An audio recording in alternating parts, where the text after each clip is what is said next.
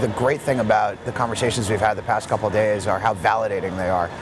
With the mix of clients and agencies and publishers and ad tech partners here this year, all coming together to really focus on how we crack the code, it's a big indicator of where we're at in this space and where we're going.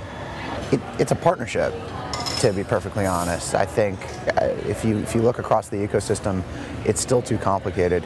The workflow is still got too many handoffs and manual steps.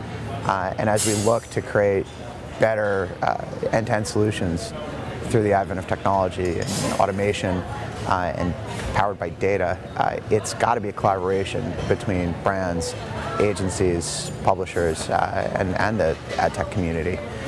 The more that we can be trusted partners and business partners to our clients versus just sort of a service layer of taking inputs and creating the right output, I think the more strategic these relationships can be. It's well beyond the spots and dots that we're used to sort of working in. It's well beyond the flow chart space.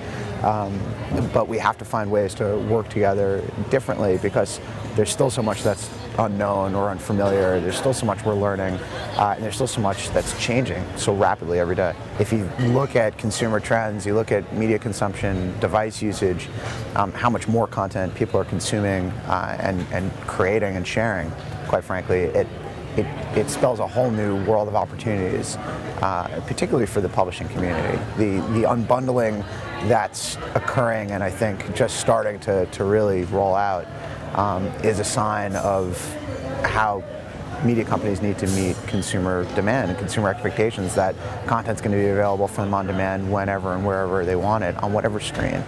But it also opens up new opportunities not just for distribution but for creation.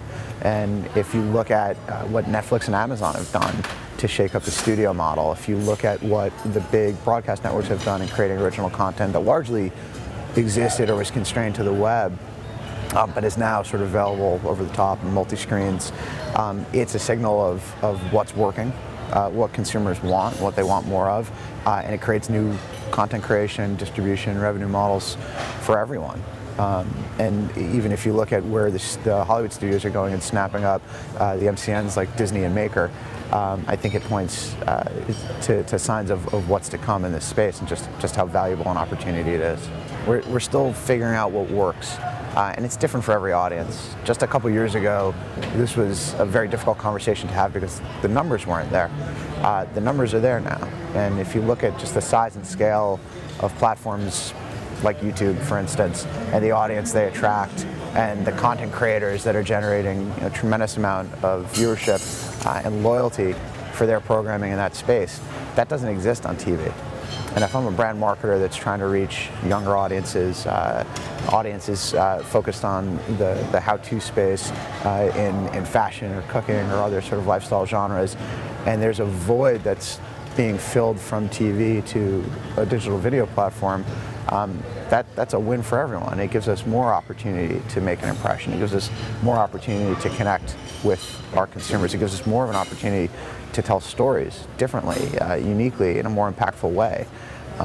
And quite frankly, it is moving beyond a sort of TV and digital conversation to one that's more sort of video-centric in general, because this stuff can be distributed and consumed anywhere.